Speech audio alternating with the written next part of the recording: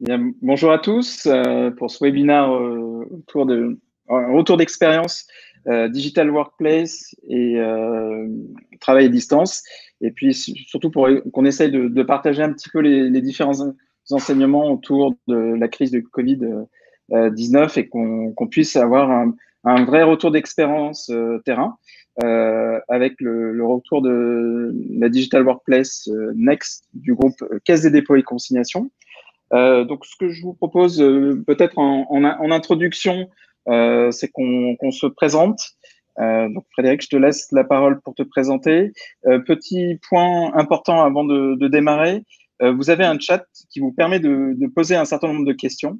Donc, les questions peuvent être prises au fil du lot, et on fera une petite session enfin pour pouvoir répondre à un certain nombre de questions.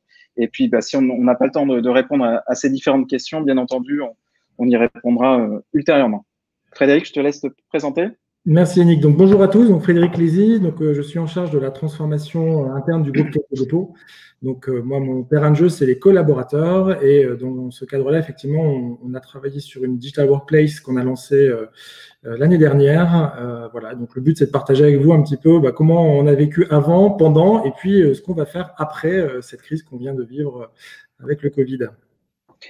Oui, je crois, et d'ailleurs, on va y revenir, on va avoir des vrais retours d'expérience, parce que c'est vrai que l'ensemble des collaborateurs, comme beaucoup d'entreprises, Caisse des dépôts, sont en mode télétravail et continuent à l'être. Donc, ça pourrait être intéressant d'avoir tes premiers retours avec la mise en place de ce type de plateforme. Alors, peut-être qu'avant de commencer, peut-être que tu peux nous présenter un petit peu plus le groupe Caisse des dépôts. Oui, quelques éléments. Oui, alors le groupe Caisse des dépôts, donc c'est un pôle financier public.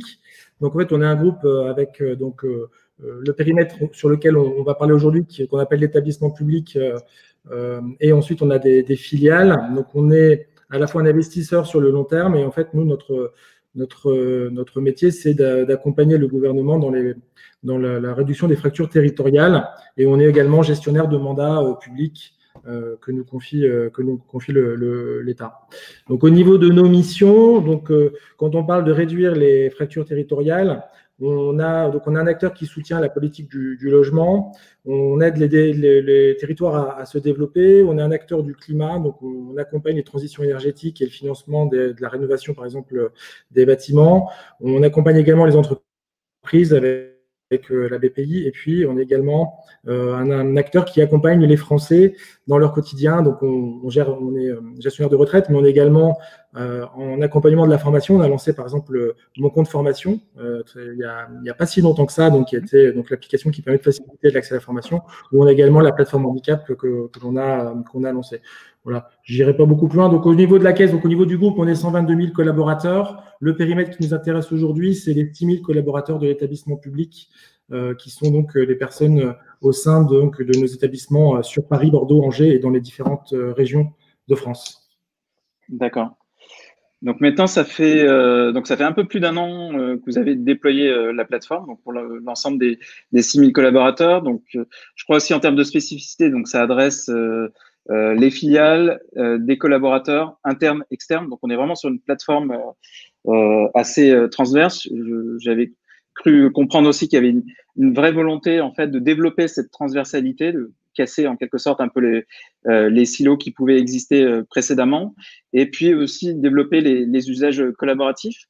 Peut-être que tu peux nous donner quelques enseignements sur les usages que vous avez pu identifier après 1 an d'utilisation de la plateforme Next.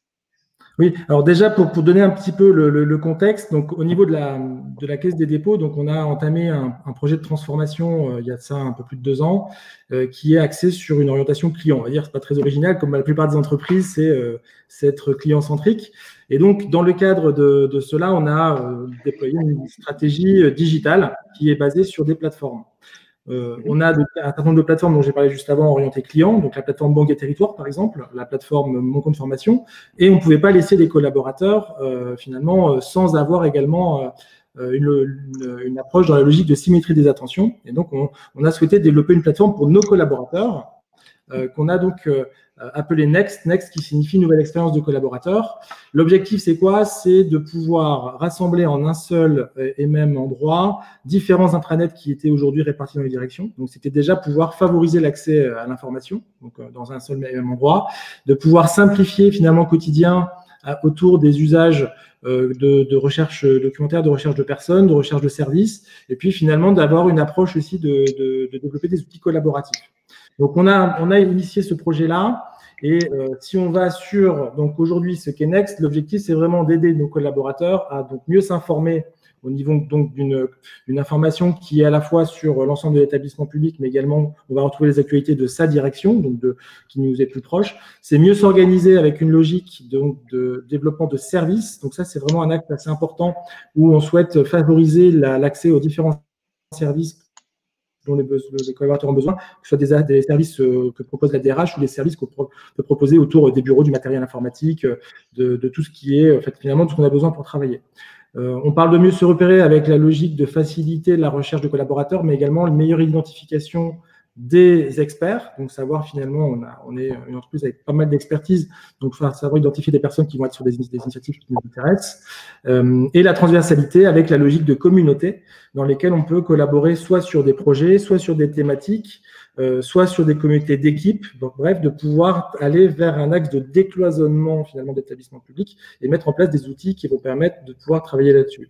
Et enfin, l'objectif de cette plateforme, puisque c'est une plateforme interne, accès collaborateurs, on peut se permettre de faire des tests. On est dans une approche où on veut être vraiment dans une logique test and learn et de pouvoir faire des tests et pourquoi pas échouer, ça fait partie du processus. Donc, l'idée, c'est de pouvoir avoir de l'innovation et donc de pouvoir tester un peu en avant-première des technologies sur nos collaborateurs avant de les proposer à nos clients. Donc, par exemple, le lancement d'un chatbot qu'on a fait l'année dernière qui permet donc d'accompagner les collaborateurs dans l'usage de la plateforme. Juste, Frédéric, je te coupe. Il y a deux dimensions qui me paraissent vraiment extrêmement intéressantes. C'est vrai que sur ce type de plateforme, la dimension, j'allais dire, plus communication informationnelle, voire la dimension collaborative est assez courante. En revanche, je trouve qu'il y a une dimension extrêmement intéressante qui est plus la partie que j'appellerais plateforme de service, self-care. Peut-être que tu peux nous donner un petit peu plus d'éléments parce que je pense que pour des participants, ça peut être intéressant parce que, en tout cas, moi, dans les projets de digital workplace que je peux voir, c'est pas nécessairement la dimension la plus importante et peut-être qu'on pourra revenir sur les usages pour voir comment aussi ça a été perçu par les collaborateurs, cette dimension plateforme de service.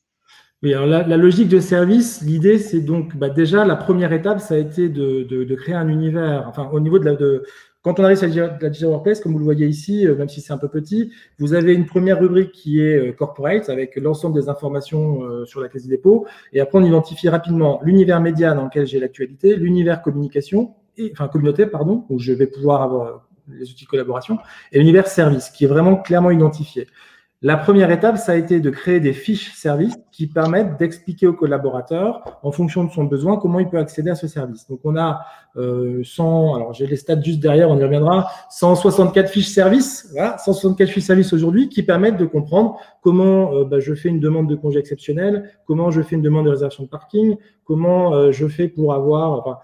ça va être soit des demandes type RH, soit des demandes qui est j'ai un déménagement, comment je m'organise, j'ai un nouveau collaborateur qui arrive, comment je fais pour l'accueillir. Enfin, on essaye d'embrasser à peu près toutes les thématiques qui peuvent être proposées au niveau de la vie des collaborateurs et ça s'adresse autant aux managers qu'aux collaborateurs. Derrière ça, on a des gestionnaires de services qui sont dans les différentes directions et qui donc viennent compléter, mettre à jour ces fiches et donc on est dans une logique d'accompagner. Alors, ça, c'est quelque chose, on y reviendra peut-être, mais c'est très important dans notre projet, c'est qu'on a la plateforme qui est là pour les collaborateurs, mais c'est aussi un formidable vecteur d'accompagnement de la transformation de nos équipes internes. Et donc, on accompagne les gestionnaires de services dans la logique, c'est quoi une digitalisation de services, comment une plateforme, finalement, qui est une logique d'intermédiation entre, d'un côté, les équipes qui offrent les services et ceux qui sont demandeurs du service, et comment ils peuvent s'approprier cette plateforme pour pouvoir y aller. Donc, on a d'abord cette première étape de fiche service qui permet de facilement trouver avec le moteur de recherche le service par rapport à son besoin. On a le lanceur d'application qui, pour nous, est un vrai moyen d'accéder à tout notre univers d'applicatifs autour. Par exemple, l'application qui permet de gérer ses congés, l'application qui permet de gérer la formation, l'application qui permet d'aller regarder pour les mobilités internes. Enfin, on a, via ce lanceur d'application, un accès direct à l'écosystème l'écosystème d'application de la Caisse des dépôts. Et donc, tout ça, c'est en un même endroit. Ça, c'est la phase 1. Donc, la phase 1, c'est je facilite l'accès et finalement, je donne des guides pour pouvoir accéder à mon service. La phase 2 qu'on a commencé à mettre en place, c'est de digitaliser ces services au travers de la plateforme. Et donc, ce qu'on est en train de faire, c'est de remplacer des services qui étaient matérialisés, donc des fiches, par exemple, des formulaires papier. On est en train de les digitaliser au sein de la plateforme pour qu'on ne passe plus par un formulaire papier qu'on va faire transiter, mais par une demande via un formulaire qui va directement arriver au service concerné. Et progressivement, l'idée, c'est d'aller vers cette logique de digitalisation pour être plus efficace dans le temps, plus rapide, mais aussi dans une logique de meilleur accès au service, qu'on pourrait y accéder 24 heures sur 24, 7 jours sur 7, hein, puisque la plateforme est ouverte, et puis d'aller vraiment dans une meilleure performance et un meilleur service. D'accord. Et il y a une deuxième dimension aussi qui me paraît importante et qui est plus souvent, enfin moins courante, qui est la dimension de personnalisation. Parce que c'est vrai qu'on parle beaucoup de plateformes qui permettent de centraliser l'information, les services, etc. Mais finalement, est-ce que le collaborateur arrive à s'y retrouver? Et donc là, a priori, il y a un prisme qui a été mis très fort sur la personnalisation de l'expérience collaborateur. Alors, la personnalisation, elle passe dans un premier temps par, en fonction de sa direction, la page d'accueil va avoir une partie où on va plutôt avoir les actualités locales qui sont par rapport à là où je travaille, la ville, le bâtiment et ma direction. Ensuite, la personnalisation, c'est quelque chose qu'on veut vraiment tendre de plus en plus par rapport aux usages. Là où on va pouvoir faciliter, c'est le chatbot. En fait. Le chatbot qui donne accès vraiment de manière simplifiée à l'ensemble des usages. C'est de la personnalisation dans le sens où je suis dans un dialogue one-one qui va m'amener à mon besoin. On est au début de la personnalisation, hein, très clairement. Je n'ai pas encore la possibilité d'avoir des services qui me sont proposés. On n'est pas comme sur Amazon avec de la reco, hein, pour peut-être y arriver un jour. Mais pour l'instant, on est plutôt sur une personnalisation liée à la communication, mais c'est déjà intéressant parce que du coup, on peut facilement avoir une lecture. Qu'est-ce qui se passe au niveau de l'entreprise? Qu'est-ce qui se passe au niveau de la direction? Voilà. Alors, je n'ai pas répondu tout à l'heure à la partie statistique, peut-être qu'on peut y aller. Donc, Next, qui est autorisé par Jalios. Hein, je voyais il y avait une question qui était sur quelle est la techno derrière. Next, c'est du Jalios. Donc, Next a été lancé donc, au mois de mars 2019. Donc, on est un peu plus d'1 an. On a fêté les 1 an de la plateforme en confinement. D'ailleurs, c'est assez intéressant parce que du coup, ça rejoint un peu la thématique. Et donc, aujourd'hui, on parlait de 6000 collaborateurs. 6000 collaborateurs, mais on a aujourd'hui quasiment 12 000 membres de la plateforme, parce qu'en fait, ont accès à la plateforme les salariés de l'entreprise, mais également les partenaires qui travaillent, donc par exemple les cabinets de conseil qui travaillent avec nous, qui ont accès, et puis des filiales. Voilà. Donc on a un certain nombre de personnes qui ne sont pas des salariés, mais qui ont accès, puisqu'on est dans des outils collaboratifs. Donc on a 12 000 personnes à peu près qui sont sur la plateforme, et ça représente 15 000 visites par jour. Donc quand on dit à quelqu'un qui offre un service, j'ai une plateforme qui a 15 000 visites par jour. Si tu veux exposer ton service, tu auras du reach. Ça, on a repris ce terme avec Next, parce que c'est un peu cette idée de transaction. Next a du trafic. Ce trafic est intéressant pour le gestionnaire de service. On essaye de leur faire comprendre. Si tu exposes ton service au travers de Next, tu auras de l'audience. Et plus tu auras d'audience pour ton service, tu pourras l'optimiser et être efficace. Voilà. Sur la plateforme, donc on a sur chaque visite, pour donner un petit peu des idées, donc une visite dure à peu près 9 minutes avec 5 recherches et 3 pages vues. L'écart que l'on a en fait quand on regarde notre outil statistique, l'écart est assez important entre le minimum et le maximum. On a des gens qui vont passer beaucoup de temps sur la plateforme, notamment parce qu'ils sont animateurs de communauté et ils sont vraiment dans un outil où ils publient beaucoup, jusqu'à la personne qui vient ponctuellement plusieurs fois par jour pour aller chercher son information. Elle se connecte, elle va sur le moteur de recherche, elle trouve son besoin et elle s'en va. Donc en fait, c'est assez difficile de dire quand on fait une moyenne parce qu'elle n'est pas représentative de l'activité réelle. Voilà. Et on voit le nombre d'articles publiés sur la plateforme, donc 1400 articles. Je parlais du lanceur d'applications, donc on a 46 applications qui sont accessibles depuis le lanceur. Donc là, avec la nouvelle version de Jalios, on a justement mis une mise à jour pour les catégoriser par type de service, les 164 fiches services et 365 communautés. Ça, c'est assez important. On a eu un vrai engouement au niveau des communautés. On a des communautés qui sont à la fois internes, on a aussi des communautés qui sont ouvertes sur l'extérieur, c'est-à-dire qu'on a dans nos communautés des partenaires qui viennent contribuer. Donc, on a vraiment, on le voit ici, on a 42 communautés qui sont aujourd'hui avec des personnes extérieures de la Caisse des dépôts. Donc, on a un vrai outil du travail au quotidien pour les collaborateurs. Voilà. Et là, on voit un peu l'impact du confinement. Ce qu'on peut se dire sur les usages, on reviendra là-dessus, c'est que dans le plan qu'on a monté sur la vision, parce que vraiment l'axe de la plateforme, on l'a mis autour de ces usages. Il faut mieux s'informer, mieux collaborer, mieux s'organiser et mieux se repérer. Et on a défini 3 étapes. Les usages, on va dire, initiaux. Donc, c'est ce qu'on a eu en 2019. On a lancé la plateforme. Les gens l'ont utilisé un peu comme un intranet. Je venais consulter de l'information. Ensuite, l'usage intermédiaire, je commence à contribuer.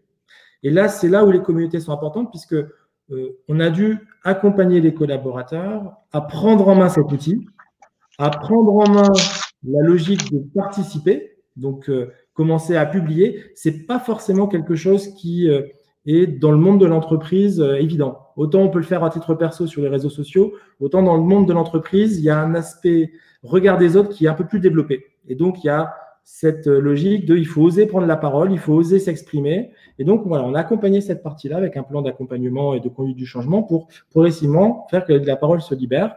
Et notre objectif en 3e étape, c'est d'aller vers une plateforme qui est beaucoup plus top-down, enfin bottom-up que top-down. C'est-à-dire que c'est vraiment les collaborateurs qui font le contenu, c'est les collaborateurs qui viennent partager leur expérience et beaucoup moins l'entreprise qui communique vers les collaborateurs.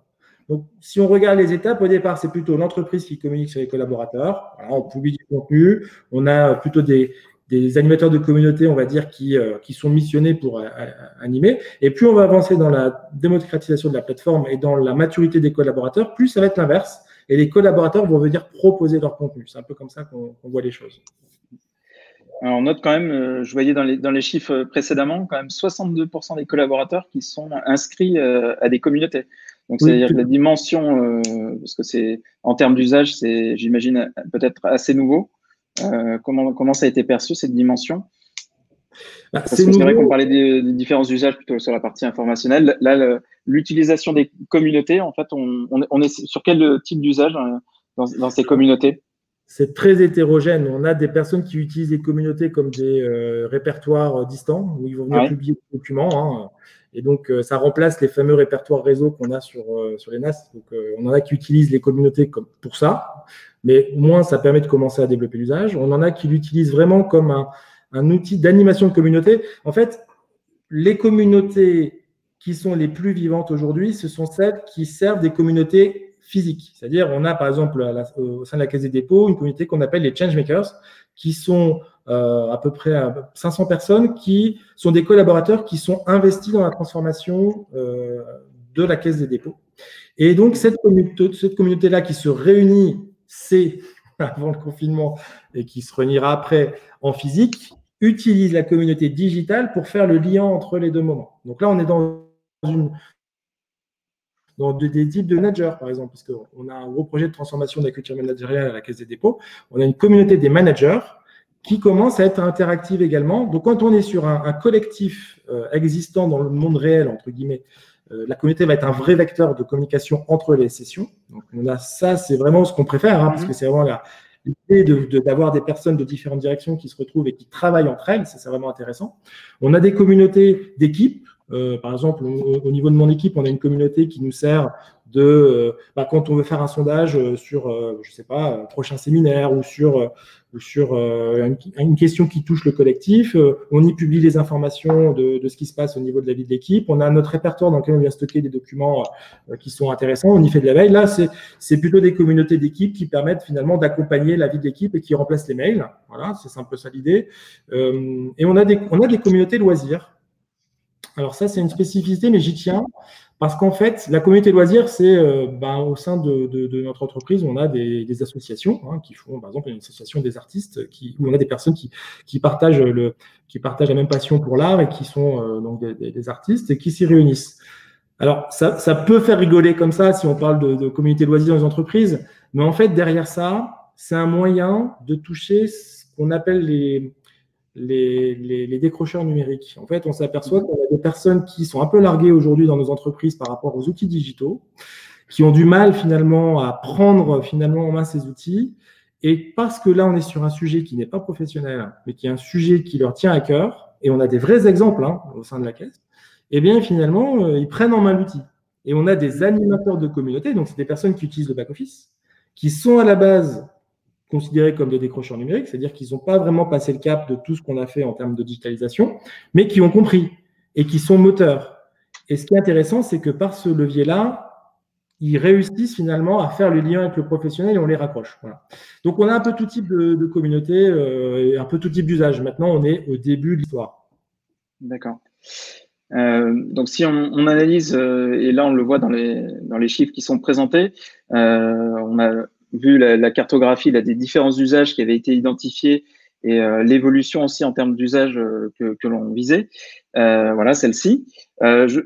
Quels sont un peu les enseignements que vous tirez de cette période de confinement? Ce que je voyais dans les chiffres précédents, a priori, il y a une demande de création de communautés plus importante, qui paraît peut-être assez logique, voilà, parce que comme les gens peuvent plus se réunir facilement, ce type de plateforme est d'autant plus important pour pouvoir partager et collaborer. Je vois aussi les demandes d'assistance. Est-ce que tu peux nous dire ce qu'il en est en fait? Comme l'ensemble des entreprises, on s'est retrouvé le 16 mars du jour au lendemain à devoir se confiner. Et du jour au lendemain, on s'est retrouvé en travail à distance. On a eu à peu près 90% des collaborateurs de la Caisse des dépôts qui sont mis en position de travail à distance et qui étaient connectés.